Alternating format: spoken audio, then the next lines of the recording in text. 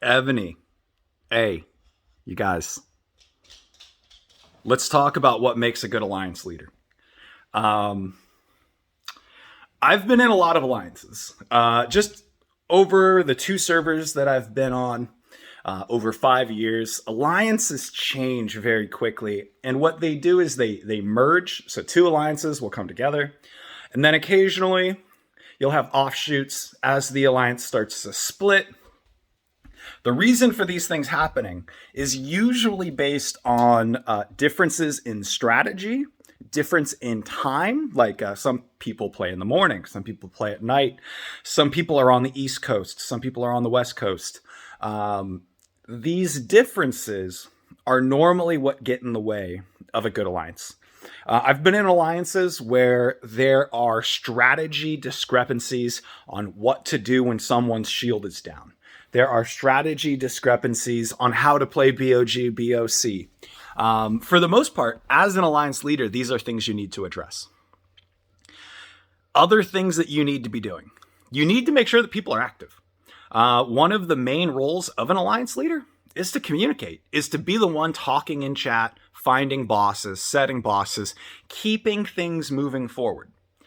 I have recently had a really good experience with that on server 29 with Macuse on AB1. So AB1's an offshoot of FUK. We kind of split just because of differences in strategy and some time issues. So AB1 is a very small alliance.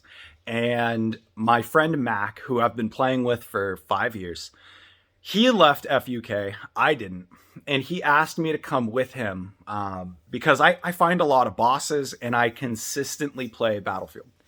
So he asked me to come with him. So I followed. I sent a letter to Leo, the leader of FUK, and just explained, hey, it's nothing personal. I'm going to go play with Mac, blah, blah, blah. I might be back. And so, yeah. The story with Mac and AB1 is that because there's not a lot of players, there wasn't a lot of players playing on the West Coast with me.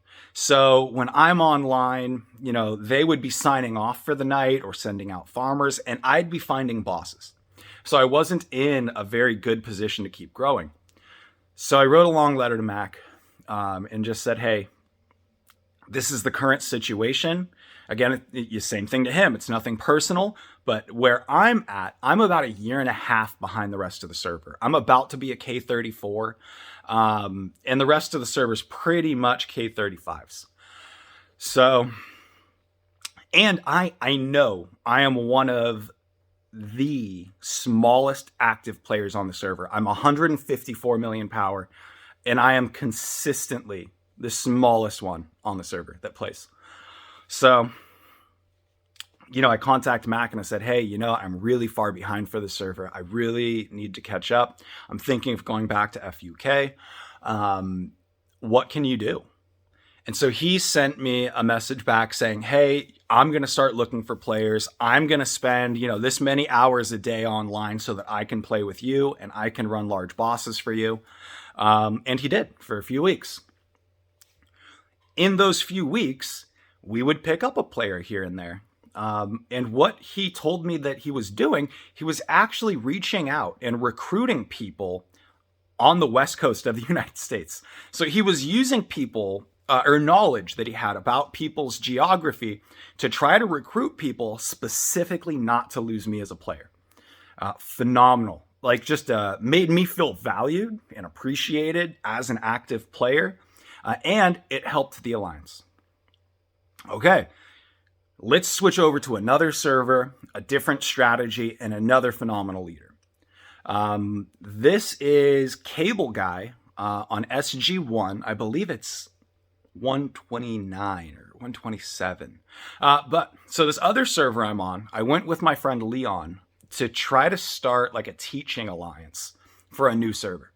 And we made a lot of friends there. We, what did we found? It wasn't NRG. So we founded NRG and we just taught a lot of young players, a lot of new players to the server.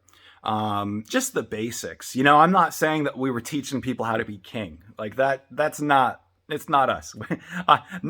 Not that guy.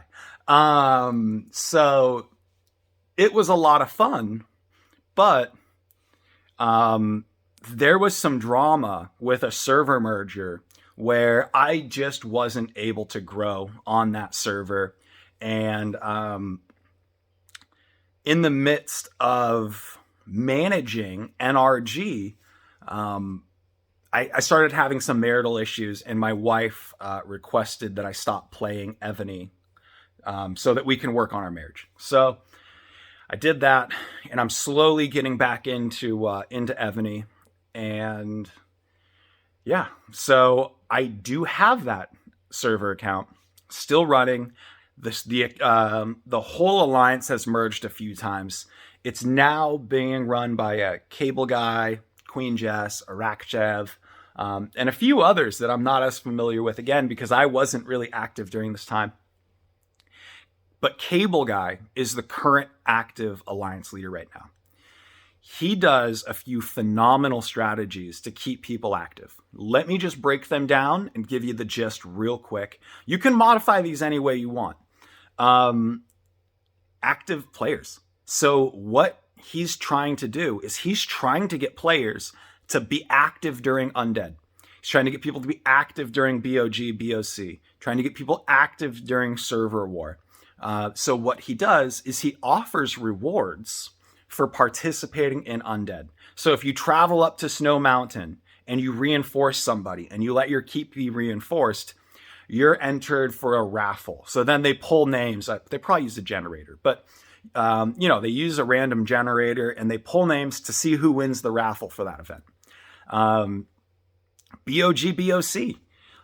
Every time you want to be in BOG, BOC, all you have to do is apply.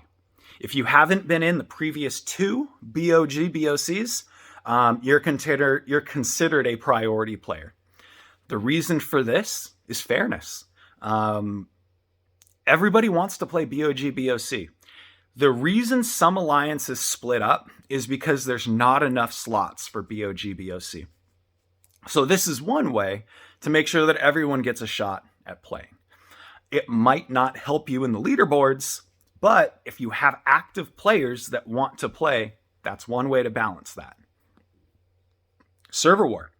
He offers rewards for finding eras. If you find an eras and you put it in Alliance chat, you get a reward. Everybody that finds an eras, guess what? They get into another raffle. So again, Cable Guy, Mac, very different leaders. Cable Guy sends out emails regularly, just explaining who dropped bubble this week, who didn't drop bubble, who came up with a good strategy, who made good plays during BOG, BOC. And this is rewarding people, emotionally and making people feel satisfied for being in the alliance. Mac does a lot of the same thing. But Mac does it after the battle, not in emails, just in alliance chat. It's a little easier to look over, but again, smaller alliance. I think most people scroll up and catch up on the chat. So, other things that make a good alliance leader, having rules you're willing to enforce. When I was part of FUK, we had very strict rules about who's allowed to talk in world chat, who's allowed to be part of server diplomacy and things like that, because you don't want people rocking the boat, making bad decisions that affect the rest of the alliance. And part of that is unfortunately not letting people into your alliance. It doesn't always feel right, but there are some players who have such a bad reputation on the server, it's not worth tangling yourself with them. Let's see. If you're new to the game and you have this little mini alliance, merge it with a bigger alliance. It's not worth being an alliance leader of a dead, number 15 alliance. Get into an alliance that has 30, 40 people in it that are active all day, that are willing to play with you, because that growth is going to be so much more important than being the leader of your own alliance. Growth over ego. Other than that, you guys just do your best. Think about how you would want to be treated if you were picking up a new project. Think about learning a new trade. Think about when you were young and you were, starting a new job that you knew nothing about. Think about how you'd want things explained to you. Think about how you'd want to be slowly walked into the culture and into the challenging processes that face you. Like BOG, Don't throw new players into BOG, Walk them through the process. I got an email at 4 this morning from Mac, an alliance mail aimed at 2 new people in our alliance, detailing his expectations in BOG, and explaining the differences of his expectations in those 2 battles. Expectations are important. It lets people know what to do. I also like to tell people how to prepare for BOG. I think I have a video on it. It's really important. I like to get into Battlefield around 355, 354, just in case. I might have a new general. I might have an idea for a new March preset. You need time to think this stuff out so that you're not in the battlefield trying to ghost your troops and trying to reinforce someone with that new general, but you can't find it, and boom, now you're down 900,000 troops. So help your alliance members out. Try to put yourself in their shoes. Roll the sands of time back and remember how you felt when you started this crazy game. All right, you guys.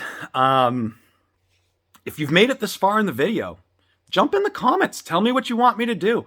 I'm not really trying to be like a tutorial Evony YouTube guy. I'm just trying to, I guess, make a community or something. But let me know what you guys want to see.